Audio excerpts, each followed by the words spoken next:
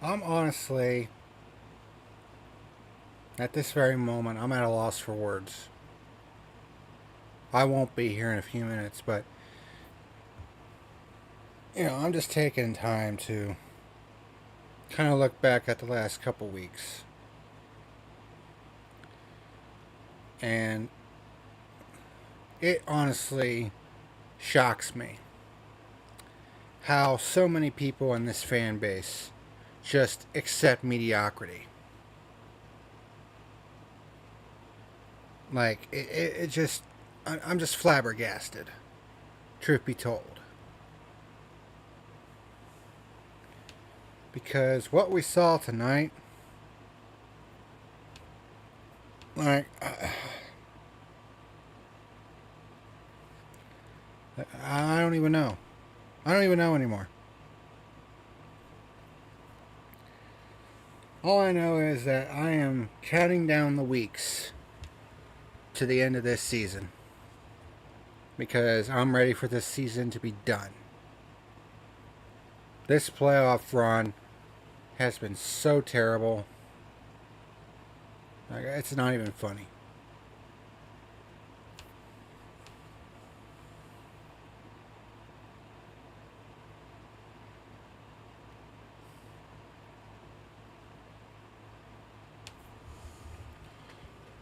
But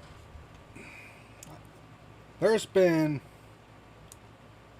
a lot of frustrations about not only NASCAR, but mainstream motorsports. And I have a lot to get off my chest. So you might want to buckle up because this is probably going to be one of them all-time rants. Because I've got a lot to get off my chest. So saddle up, lock and load, let's do this. This is the fuel. This video is sponsored by Dubby Jitterless Energy Blend. Click on the link in the description and use the code PackerMan to save 10% on any order.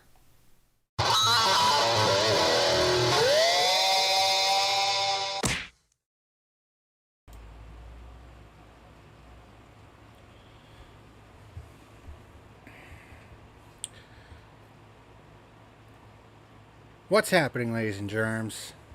This is the PackerMan. And this is the 5th episode of The Fuel here today. Because I was a week late getting the Bristol reviews out because, quite frankly, I just didn't feel like fucking doing them. Like, I am so fucking burnt out on this shit. It's not even funny. And then I coupled that with the Xfinity race from yesterday. So that's 4 pre-recorded videos that I did today. Also, I did a Starfield live stream earlier today. This morning into the afternoon, as a matter of fact. So if you're counting at home, that's 6 videos that I am releasing on this day. Of course, 5 of them are race-related videos. But this one, the first 4 from today, were all pre-recorded. This one, I wanted to be a live stream because there's just so much I want to get off my chest. And this may very well be a long video. Because, I mean,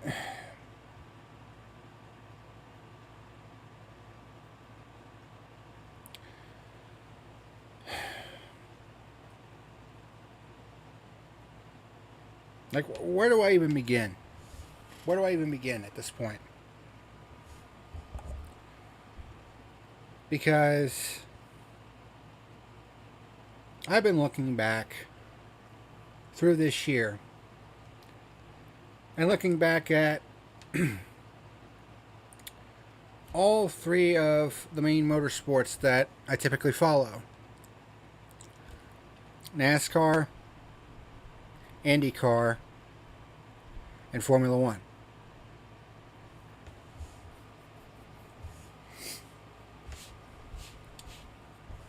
And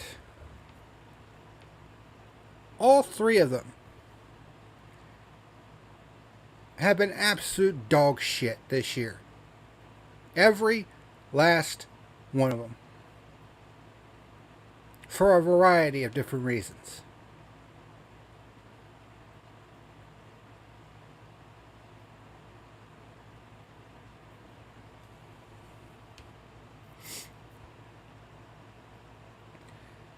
Of course, I know that this is a race review, and we're going to be getting to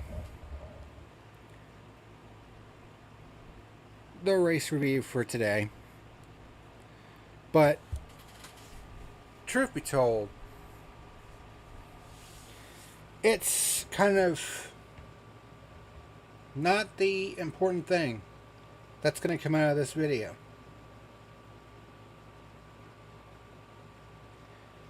Because like I said, mainstream motorsports right now just absolutely sucks. I mean, NASCAR, the playoff system is fucking garbage. IndyCar, I mean, the officiating from this year is just... I mean, did we fall back into the Brian Barnhart years?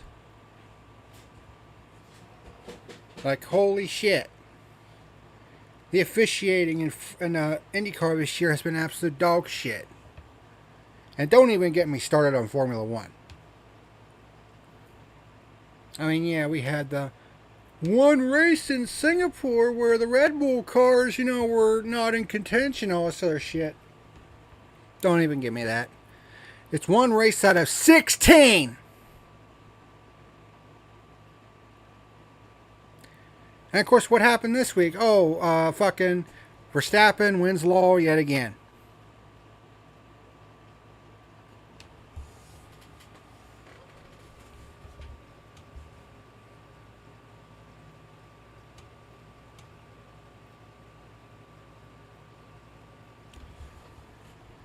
First, let's start with IndyCar. God, IndyCar was a mess this year. It really was. On top of the dumbass officiating, there was some absolute fucking incompetent driving this year. I mean, did y'all see that finale at fucking Laguna Seca? Like, what in the absolute fuck was that? Like, I don't know what they need to do also, because, I mean, their marketing just absolutely sucks. But on top of that, the racing wasn't really that good this year, especially compared to previous years. The officiating was absolutely abysmal. And in some cases, the quality of the driving was subpar at best. But my God, that finale at Laguna Seca was a train wreck. It was an absolute fucking train wreck.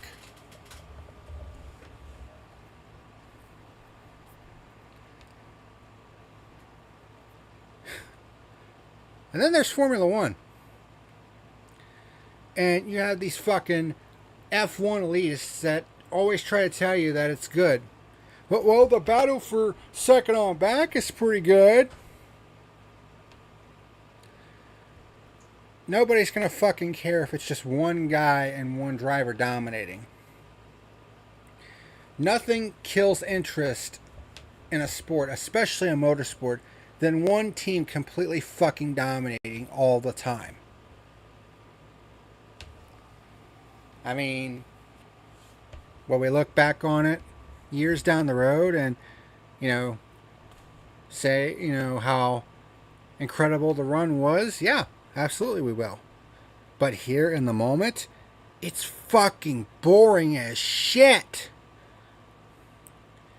I mean, they're trying to get a foothold in the States, but let's be honest here. Who in the fuck was up at the crack ass of dawn, even way before that, to watch the race in Japan? just to see another Verstappen victory. Like, who wants to see that shit? I mean, who would willingly get up that fucking early to watch yet another boring ass fucking race in Formula One? And I've mentioned this before, and it bears repeating. Yes, Formula One has always been, a case where there's always going to be that one team and one driver that just completely dominates. And having a great championship battle like, say, 1976 or 2008 or 2021, they're going to be few and far between. Now, granted, it does make those years a lot more special. The problem is when we have to wait so fucking long for the playing field to be level.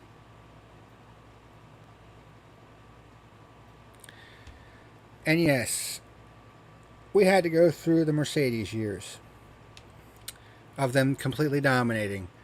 But now with Red Bull, it's the worst it's ever been. It has never been this lopsided before. Like, it is insane. And with the number of races that are on the schedule now, it makes it almost completely unwatchable.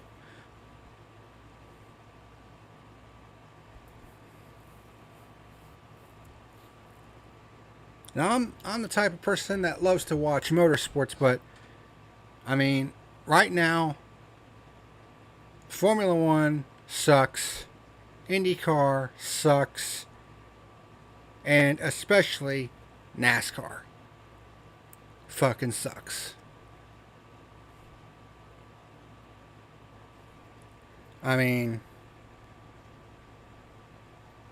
what can I even say about NASCAR at this point that I haven't already said?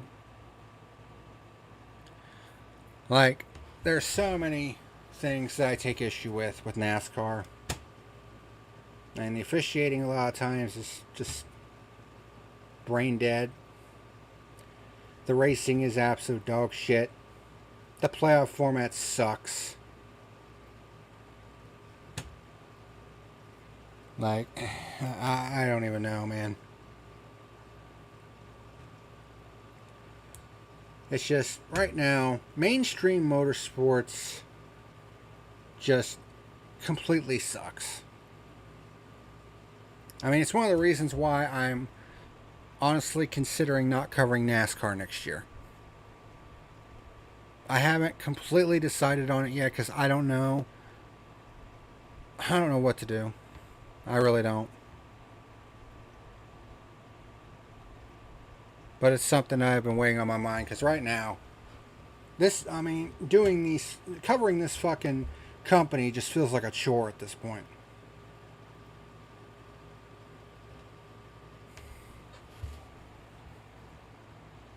I mean, I can't remember the last fucking Cup race that I reviewed that I actually truly enjoyed.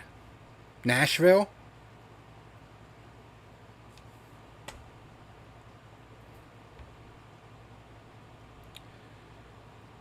But anyway, let's get to the Cup review. Because there's a lot of things I need to get off my chest after we do the review. So I'm going to save that for afterwards. But the Autotrader EchoPark Automotive 400. I mean, this race was what I expected it to be. And I promised myself that I was going to keep an open mind this time around. I was like, maybe this race won't completely suck.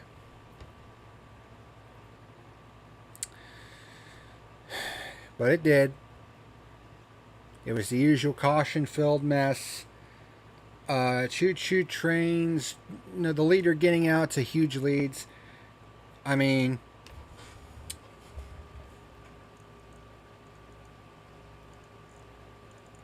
the Kansas race earlier this year, you're like, yeah.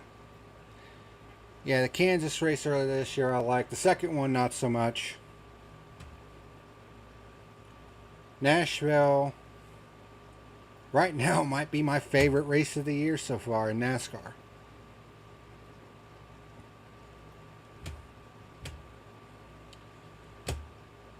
But, yeah, I mean, this playoff run has sucked so much. I was hoping this race would not befall the same fate, but let's be completely honest here. Texas Motor Speedway sucks dick. I mean, Texas Motor Speedway has sucked so much dick for so long, they should honestly have their own spot on the front page of fucking Pornhub. Like, Jesus fucking Christ. I can't even remember a time in NASCAR that a race at Texas Motor Speedway was actually legitimately good. There have been some that have been decent and solid, but there's never been that god tier race as far as NASCAR is concerned. IndyCar is a much different story.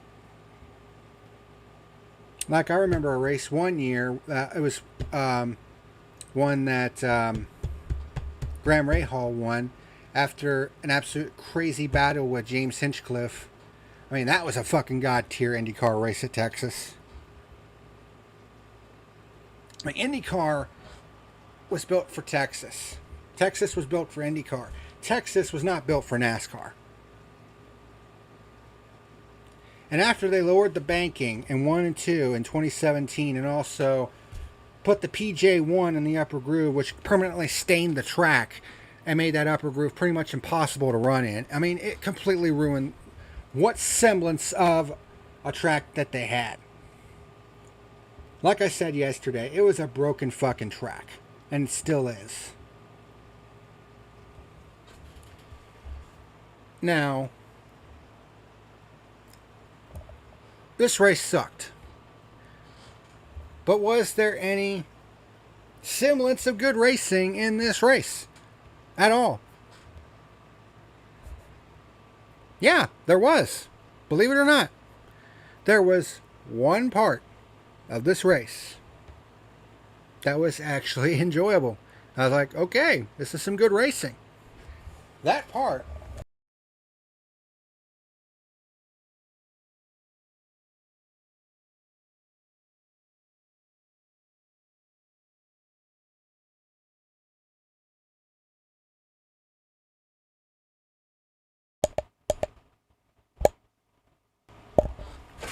Sorry, I unplugged my microphone accidentally.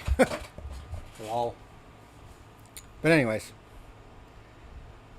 the one part of this race that I actually enjoyed was midway through stage 2. There was a great battle for second. It was like second through 6th. There was Blaney, Larson, Keselowski, Hamlin, Eric Jones. Bubba Wallace was leading at that point. He had like a 2-second lead on second. But Kyle Larson was bum rushing through the field. Dickhead Hamlin, he was too. Despite the fact that he got basically door checked by Ty Gibbs. I mean, what the fuck was Ty Gibbs thinking? We'll get to that in a minute though. But Larson was actually able to run down Bubba Wallace. Cat, come on, watch out. Get out of the way. But Larson was able to run down Bubba Wallace and passed him for the lead on lap 143. The lone pure lead change of the day. And that is a very telling stat. And I'll tell you why in a minute. And then we had Hamlin and Jones get by Wallace for second and third, and they continued their battle afterwards. Wallace was really struggling at this point. He was on older tires and actually damn near dropped out of the top 10. Jones got by Hamlin for second. Jones looked really good in this race. But that was pretty much it. Larson ended up winning stage 2 by 6 seconds. And for all intents and purposes, Larson should have won this race and got Hendrick Motorsports' 300th win. But that was literally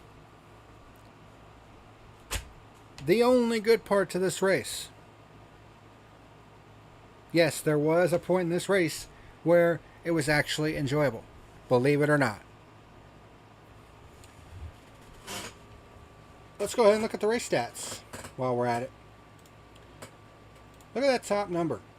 22 lead changes. Now, granted, Marcus says, one great battle in stage 2. Unfortunately, it was overshadowed by all the stupid stuff. But yeah, I'm going to be getting to that, trust me. Because there's a lot of stuff that I took exception with. But let's go through the stats real quick. 22 lead changes. Pretty decent number, right? 1 with a pure lead change. I mean, pretty much all the lead changes from this race were either on the restart or pit stops. That was pretty much it. That's why I keep the pure lead change count separate from the overall lead changes, because even if it looks like it has a high number of lead changes, the pure lead change count is what really matters. There was only 1 the entire race. 9 caution flags. Now, granted, the Xfinity race had 10 yesterday, but I mean, 5 of those. I think no, it was 4. 4 of those cautions happened in stage 3.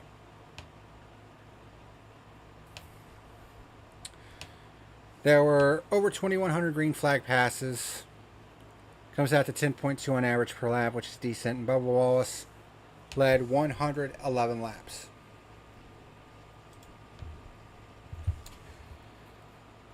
But let's get to all the dumb shit that happened in this race.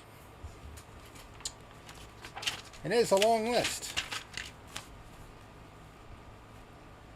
First off, wheels coming off. We had 2 teams that had right rear wheels come off and cause crashes. Lap 43, the first caution, Austin Dillon loses a right rear wheel and crashes in turn 3. So that's going to be 2 of his crew members gone for a couple weeks. Then you had Eric Almirola and Alex Bowman get together and crash after going 3 wide with Carson Hocevar. And then Todd Gilliland, driving the number 51 this week. He loses the right rear tire as well and spins down the backstretch. And apparently NASCAR, it says that if you are unable to be towed back to the pits, if it's anything other than a flat tire, then you're declared out of the race. Not really sure why NASCAR should get the say in that, because I think that's fucking stupid, especially considering that if a car, I mean, these cars get beached and it's not really their fault. It's just the design of the car that NASCAR wanted. So even though it's NASCAR's fault, the teams still get punished for it. Ask me how that fucking makes sense. Oh, that's right, it doesn't. Because NASCAR is fucking retarded.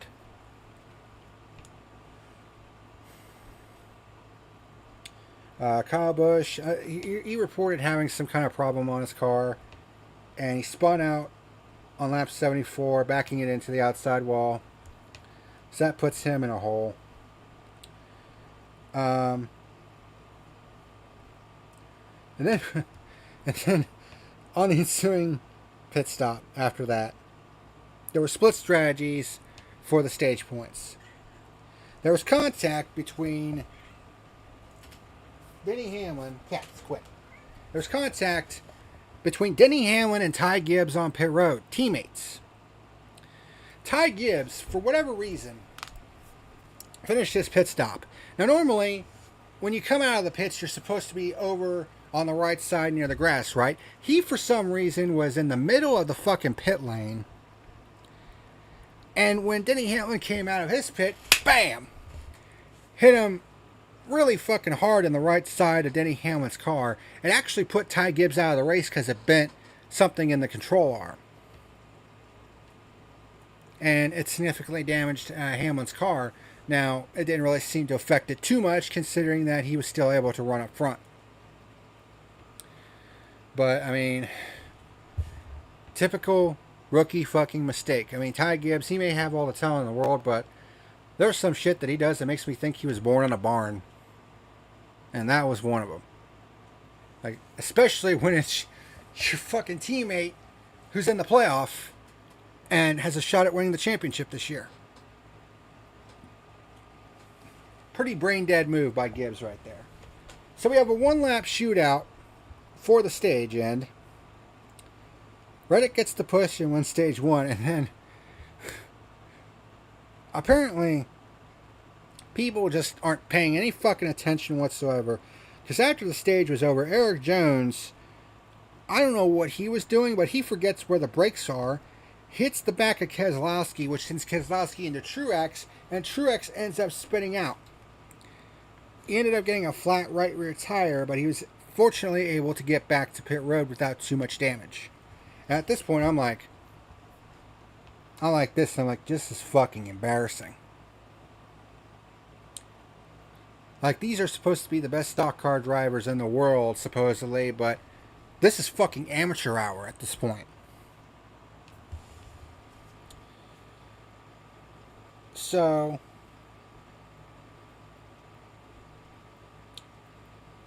first caution was on lap 111. Corey LaJoie spins off of turn 2. That was happening a lot during this race.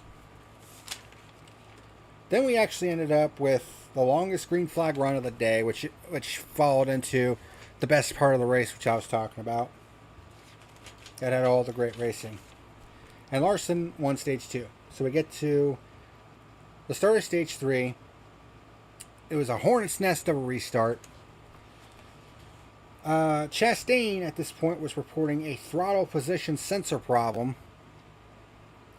which means that it basically tells the engine what the position of the throttle is, so the engine will rev and accelerate properly. So that could really cause some issues there. There was actually going to be green flag pit stops happening, but Daniel Suarez spins into the front stretch grass coming onto pit road, and for some reason that prompted a caution flag, which I don't think that should have prompted a caution flag. But again, NASCAR just cannot get out of their own fucking way, and that screwed Reddick, who had made his pit stop and actually kicked off green flag stops. Then Blaney gets nabbed for speeding, which was a killer, especially later on. Keselowski was reporting a vibration, but he was still going. Hosfar smacked the wall in turn 4, but kept going. Kyle Larson had pretty much the fastest car of the day. He was absolutely fucking cruising to the win. And what should have been the win, he should have been the one to get Hendrick Motorsports' 300th NASCAR Cup Series win. But of course, who else but Rick Ware fucking Racing would cause a caution late in this race to really fuck things up? Because J.J. Daly gets high in turn 2, spins into the turn 2 wall. Because of course. Then we have pit strategies. Some guys on new tires, some guys on old tires. So Bubba Wallace and Kyle Larson are side by side on the restart. Wallace really races Larson hard. Is able to stay side by side with them. But then going down into turn 1 on lap 249, the 5 car basically swaps ends, goes hard into the wall, and that's the end of Kyle Larson's shot at the win. Most people were blaming Bubba Wallace for this, which, look, there are times when I can't stand the guy, and it's not because of his skin color. I honestly wish people would stop with that shit, because it's honestly fucking childish. Okay, I can't stand the guy because he is a bit of an asshole. He kind of takes after his owner in that respect. But that was more of a racing incident more than anything else. And honestly, I blame the car more than I would blame those two. Because honestly, the car fucking sucks. It really does. And then we have a big crash on the front stretch. Several guys got into the wall. And Eric Jones, Ryan Blaney, Tyler Reddick, multiple cars were involved in this crash. And then we get to the final restart with 6 laps to go. So I'm thinking, okay, we still got 6 laps. Hopefully we can get a good finish out of this just to salvage something out of this race. So Bubba Wallace restarts on the outside once again. doesn't really get the cleanest of restarts, and Chase Briscoe is running second. And he absolutely fucking bottles it in turn two, washes up high, which pushes Wallace up high. So they remain side by side down the backstretch, which allows William Byron to go 3 wide with them. Yes, William Byron. And it allows Byron to take the lead. Let me tell you something. Chase Briscoe, he can't drive worth a fuck. Let's just be completely honest here. Because every single fucking time this guy has had an opportunity to get the win at the end of each of these races, like in position, like in second place, he's done it on multiple occasions. He has fucking bottled it badly and has usually taken the driver that he's racing with out as well. He has done it on at least 3 different occasions in the last couple of years. Chase Briscoe can't drive worth a fuck.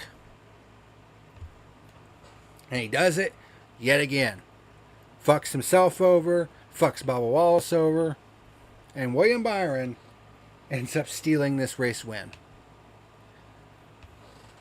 And there's always something happening to Ty Gibbs on pit road.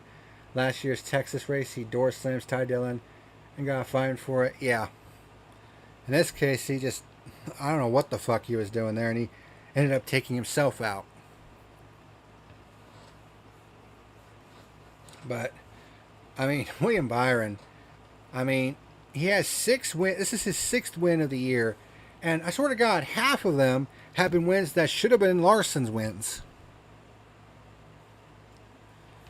Like, when Larson dominates, usually when Larson has some kind of issue, William Byron is there to clean up the scraps. I mean, if anything, William Byron has really turned into the Matt Kenseth of this era of racing in NASCAR, where he's basically the stealth bomber of the drivers. I mean, because for a lot of this race, he was riding around, wasn't really a factor. Then all of a sudden, boom, right at the end of the race, he's right there. You know, and I said that last year was going to be William Byron's breakout year. This year was going to be his breakout year. And it certainly took him a while to get his legs under him in NASCAR. But Rick Hendrick was very patient with him, let him develop, and now he's going to the round of 8 with a shot at the championship. I mean, what else can you say other than that?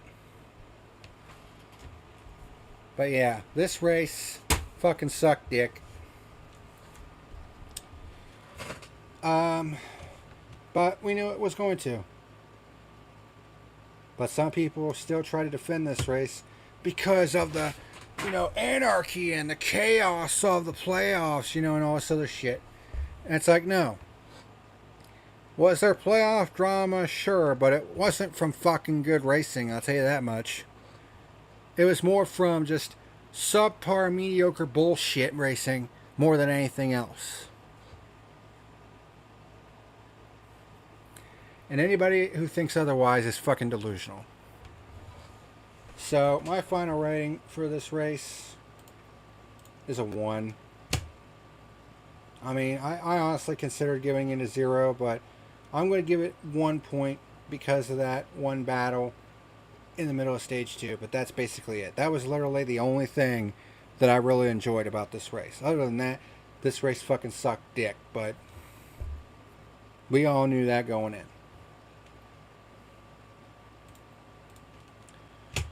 But that's not what this video is about.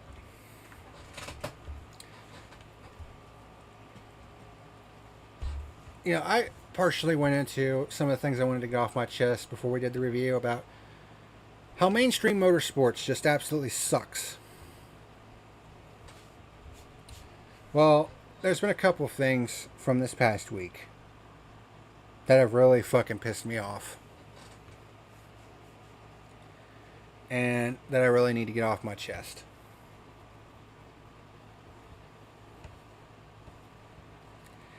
First things first, the schedule for next year.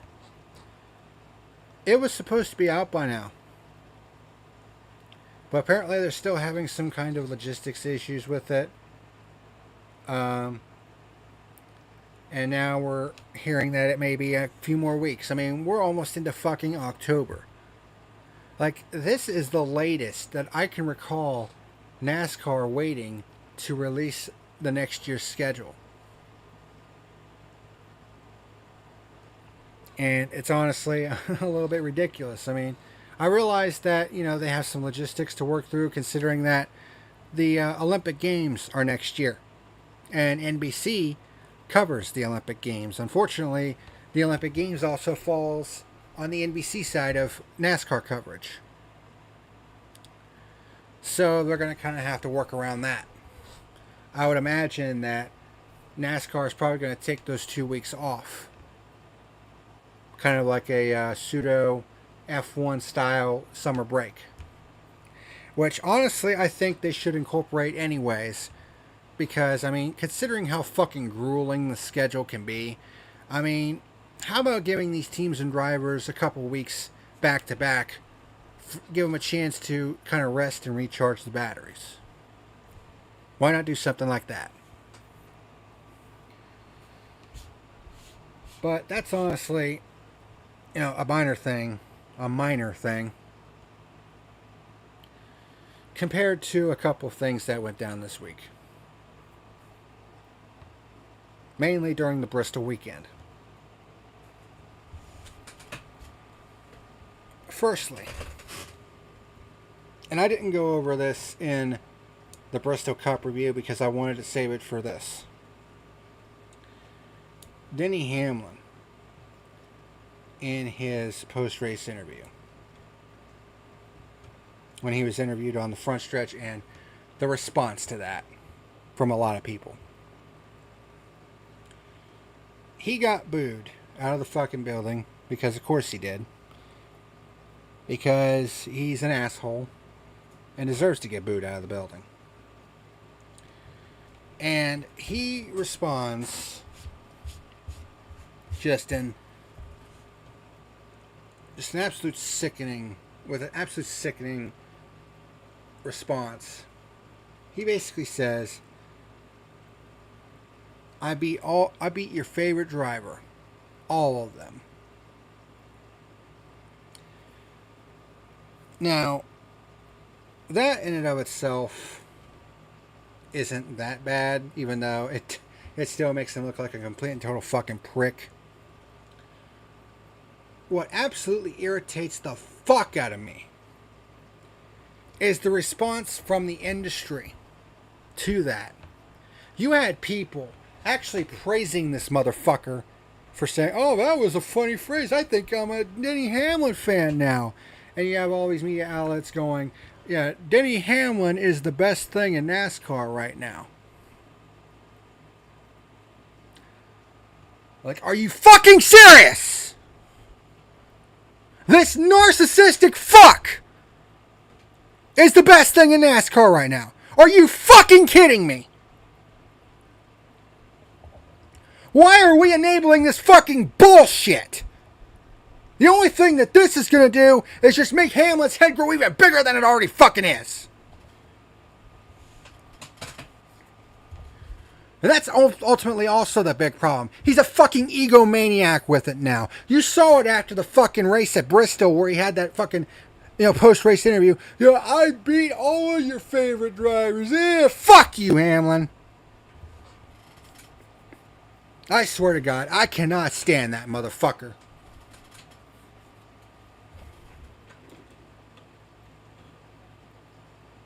And even Dale Jr. It was like, the sport needs Denny Hamlin. No, we don't. No, it doesn't. Why the fuck would I want to support a narcissistic fuck like Denny Hamlin? Seriously?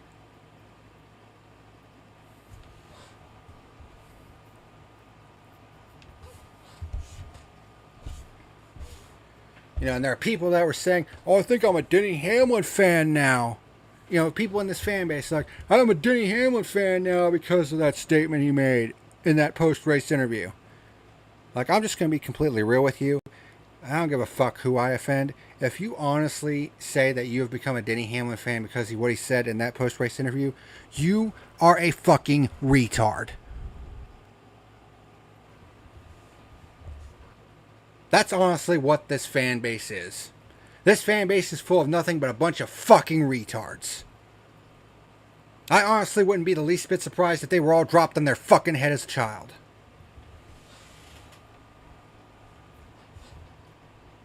Because to have people supporting this fucking narcissist asshole.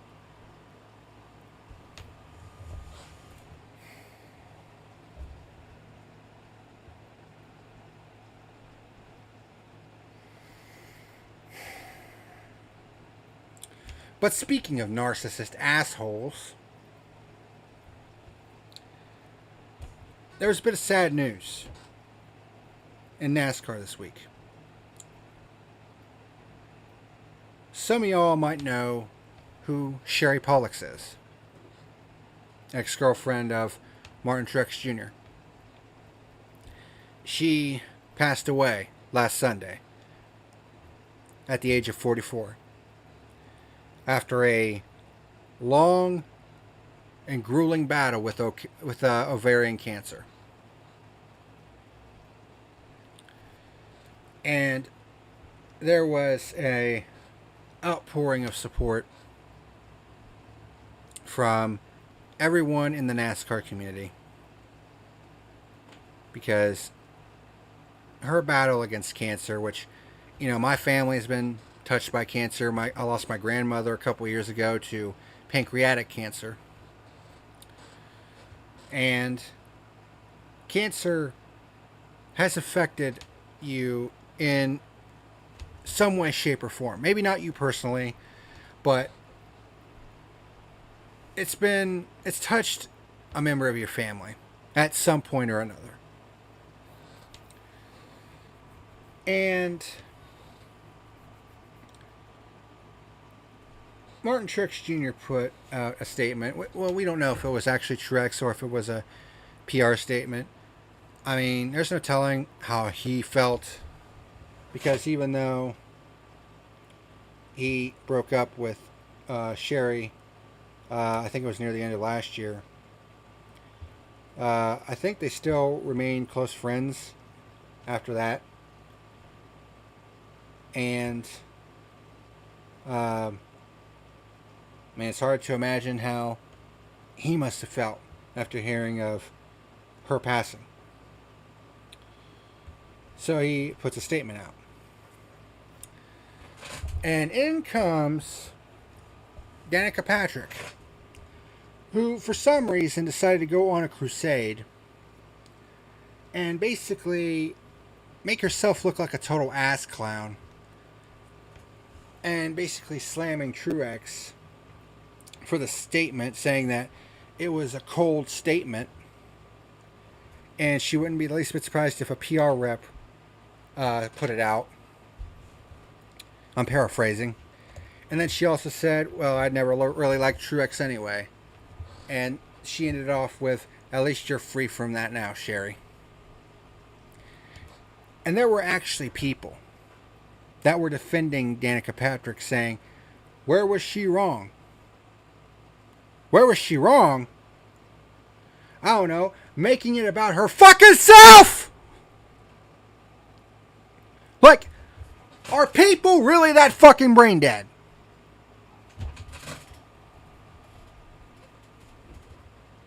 Because here's a news flash for you fucking idiots. She is not going to fuck you! She's not going to take her pants off for you!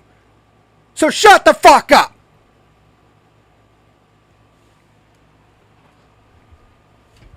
She took a fucking tragic event and made it about herself. Saying, oh, well, I never really liked Truex. Why the fuck are you bringing that up now? Huh? Why now, after all these years? Why now, after a valued member of the NASCAR community fucking passes away after a long fucking battle with cancer?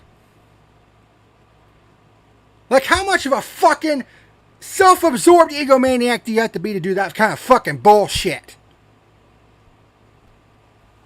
Danica Patrick can go fuck herself. One of the worst fucking drivers in Cup Series history. And without question, the most overrated. I had never seen a fucking driver so fucking overhyped coming into the Cup Series, just crash and fucking burn like a goddamn airplane.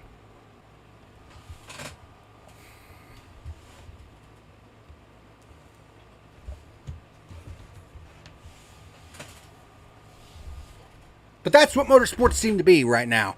Nothing but a bunch of fucking narcissists and assholes and dickheads and just... oh my God.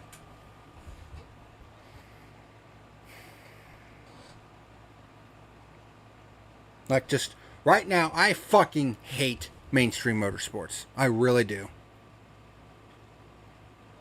Right now, mainstream motorsports is a fucking embarrassment.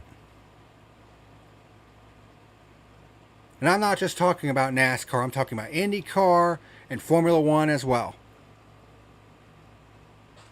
Right now, here in 2023, all three mainstream motorsports that I watch, they aren't worth a fuck. They aren't worth the fucking time.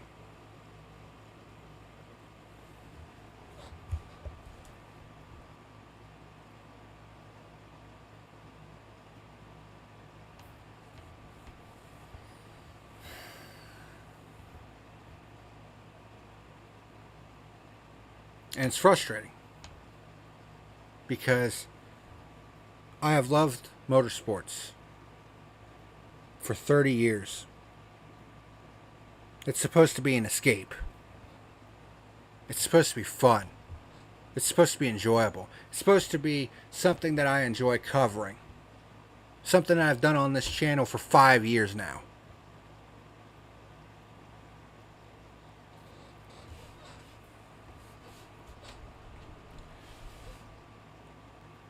And I'm honestly wondering if this is the low point.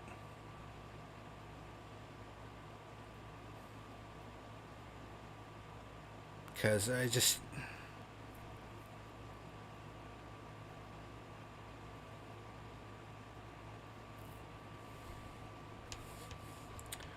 I don't know.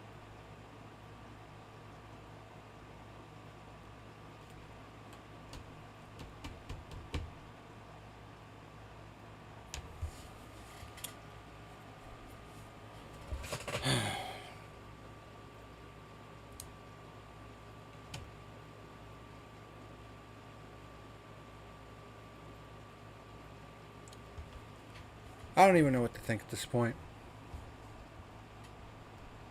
I've been trying to hold out hope that the Cup Series would get better. And if anything, it seems like it's gotten worse. If there's any silver lining coming out of this race, it's the fact that we are now past it. And next week is Talladega. And I am hoping to God that we get a good race next week. Because I have a feeling that Talladega may be the last opportunity for the Cup Series to actually have a good race this season. I don't want to say that. I don't want to feel that way. But based on what I've seen the last couple months, I have no faith in NASCAR right now. None. I mean, it's honestly feeling like a lot like I did at the end of last year. Until the Hail Melon at the end of the year kind of reignited things a little bit, and then had about the flattest championship finish that you could possibly have. So I am hoping I'm hoping that Talladega delivers. It's been hit or miss, and the misses have been The misses have been pretty big, to say the least. But the hits, when they do hit, are pretty fucking good. Kamikaze Games made a video about Sherry Pollock's passing from cancer. It meant a lot to him because Truex Jr. is his favorite driver. Yeah, I figured as much because, yeah, Truex has been his favorite driver for a long time. He was actually a fan of Mark Martin. And then he transitioned over to Truex being his favorite driver when Mark retired.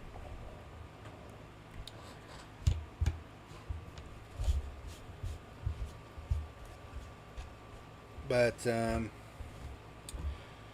yeah, he pretty much felt the same fucking way that I do. I mean, he basically saw what NASCAR was becoming, and he eventually stopped covering it on his channel. I think he's pretty much stopped covering all forms of motorsports on his channel, to be honest. Because that's something that he used to do on a regular basis, and he doesn't really do it anymore. And he's even said that Formula One has been fucking garbage, even though he's a Max Verstappen fan. It's like even if you're a Max Verstappen fan, even you guys have got to be getting bored with it. Because it's just coming too easy. There's no competition. So what's the fucking point? What's the point of getting excited about it when it's just going to be the same old hat? I don't know.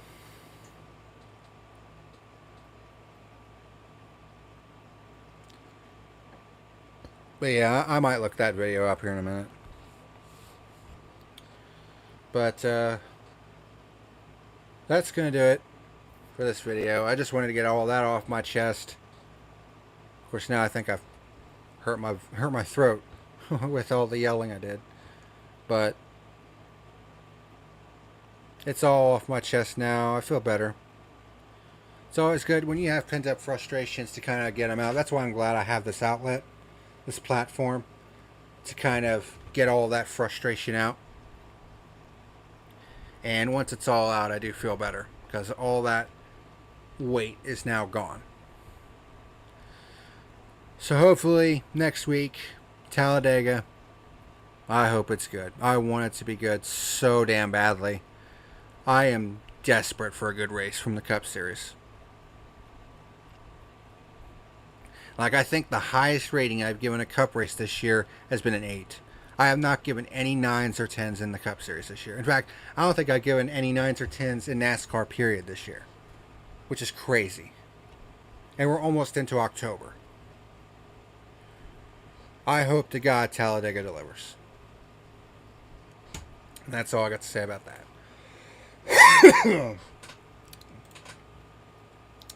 Yeah, I think I might have overdid it.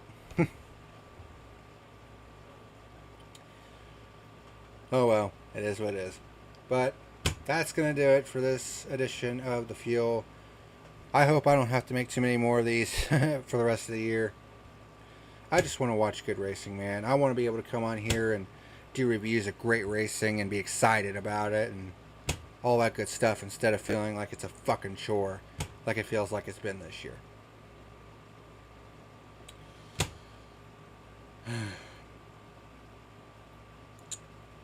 Hopefully next week will be better. So, thank you very much for watching this edition of The Fuel. And until next time, this is the PackerMan signing out. See you later. This video is sponsored by Dubby Jitterless Energy Blend. Click on the link in the description and use the code PackerMan to save 10% on any order.